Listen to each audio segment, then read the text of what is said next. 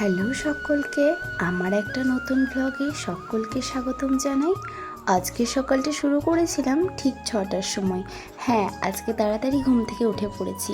ঘুম থেকে উঠে পড়াশোনা কমপ্লিট করে চাটা খেয়ে হনুমান চালিসা পড়ে ঠাকুর পুজো করে বসে গেছিলাম মুড়ি খেতে।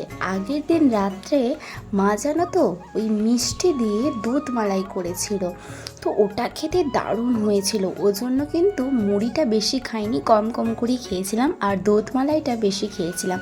আর এইদিকে আমাদের বাড়ির ঘড়ির ব্যাটারিটা একটু প্রবলেম হয়ে গেছে, তাই নতুন ব্যাটারি কিনে নিয়ে এসে ঘড়িটাকে চেঞ্জ না করে ঘড়ির ব্যাটারিটাকে চেঞ্জ করলাম। তো যাই হোক, আজকে অনেক কিছুই রান্না হয়েছে। তো রান্না তো অনেক কিছু মা করে ঠিকই, কিন্তু আমি চেষ্টা করি মাকে রান্নায় সাহায্য করার। আর আজকে মেঘলা আকাশ একদমই ছিল না, ভাবছিলাম হয়তো মেঘ আসবে।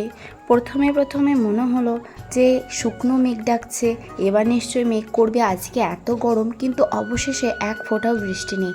আর এখানে উঠোনের মধ্যে আমার একটা কাঠটাগর গাছ আর একটা তোমার ওই কি বলে যেন অপরাজিতা গাছ লাগানো রয়েছে। তো মা রান্না করছে আর আমি বলছি যে আজকে বেশি রান্না করো না।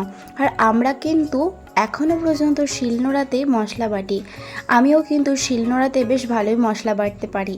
সেটা তোমাদের সাথে আরেকটা অন্য ভিডিওতে শেয়ার করব। তোমরা হয়তো ভাবছো যে তোমার মা মশলা বাটছে, তুমি দাঁড়িয়ে দাঁড়িয়ে ভিডিও করছো। সেটা কিন্তু না, মা আমাকে এগুলো করতে খুব একটা দেয় না, কারণ মা বলে যে তুই তো একসময় করবি, একসময় সবাইকেই সব দায়িত্ব নিতে হয়, কিন্তু তোর যখন এখন বয়স হয়নি তো থাক, আমি এটা করি। তো শিলনোড়ায় মশলা বেটে সেই মশলার স্বাদ কিন্তু আলাদা হয়, আর মিক্সার গ্রাইন্ডারে করলে সেটার স্বাদ কিন্তু আলাদা হয়। সেটা লক্ষ্য করে দেখো, দুটোর স্বাদ কিন্তু ডিফারেন্ট হয়। আমার এটা মনে হয় ব্যক্তিগতভাবে, এবার এক একজনের এক এক রকম মনে হতেই পারে। তো চারিদিকের কাজ নিচে কমপ্লিট হয়ে যাওয়ার পর, রান্না বান্না এসব হয়ে যাওয়ার পর আমাকে তো ওপরে যেতে হবে, কারণ ওপরের সমস্ত দিকটা আমি গোছাই। আর আজকে কিন্তু ডালের বড়া হবে, আর আমার ডালের বড়া খুব প্রিয়। উপরে গিয়ে দেখলাম যে হ্যাঁ, চারিদিকটা এলোমেলো হয়ে আছে, কারণ ঘুম থেকে উঠে তো এখনও পর্যন্ত আমার অভ্যেস গেল না যে ঘুম থেকে উঠে বিছানা গোছাও। ঘুম থেকে পরে কেন বিছানা গোছাবে, আমি নিজেকে নিজে বলি, হিল করি, বাট আমি পারি না, কেন জানি না, অলস লাগে।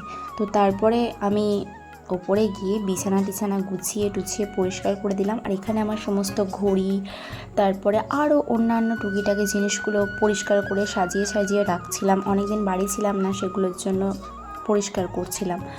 আর গাছগুলোয় জল দেবো বলে এই বারে করে প্রত্যেক দিন জল নিয়ে আসি, কিন্তু এবার গাছের সংখ্যা আমার বাড়ছে, আস্তে আস্তে কিন্তু আরও বাড়বে। সেগুলোও তোমাদের সাথে আমি শেয়ার করব। তাই ভাবছি এই জারের মাধ্যমে আর জল দেওয়াটা পসিবল না, এখানে একটা কিছু সেট করতে হবে, দিয়ে ওখানের পাইপের মাধ্যমে জল দিতে হবে, এটাই ভেবেছি। তো দেখা যাক কত দূর কী হয়। তো এরপর সমস্ত কাজ কমপ্লিট হয়ে গিয়ে আমি গিয়েছিলাম স্নান করতে, কারণ স্নান তাড়াতাড়ি করতে হবে। আর আজকে আমার স্নান করতে খুব দেরি হয়ে গেছিলো, ওই জন্য কিন্তু আজকে আমি মাথায় একদম স্নান করিনি। তারপরে ওই দিকের বারান্দায় যে সমস্ত জামা কাপড়গুলো আগের দিন কেচে কুচে রেখে দিয়েছিলাম, সেগুলো সমস্ত তুলে নিয়ে আসা, সেগুলোকে পরিষ্কার করা, এগুলোই করছিলাম। কারণ এগুলো আবার মা উপরে এসে করবে, মায়ের খাটনি, তাই আমি দেখি নিজে নিজেই করে নেওয়া এগুলো ভালো। আর এগুলো খুব একটা হার্ড লেবার দিতে হয় না।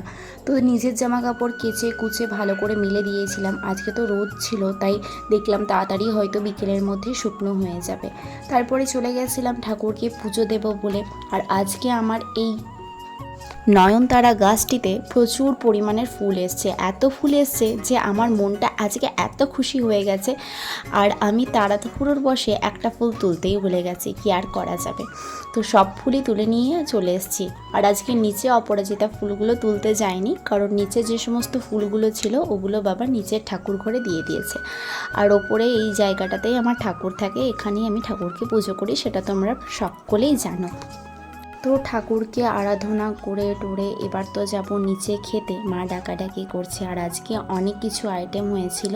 তো আজকের ভিডিওটা এটুকুই, আবার নেক্সট ব্লগে তোমাদের সকলের সাথে দেখা হচ্ছে। টাটা, সবাই ভালো থেকো, সুস্থ থেকো।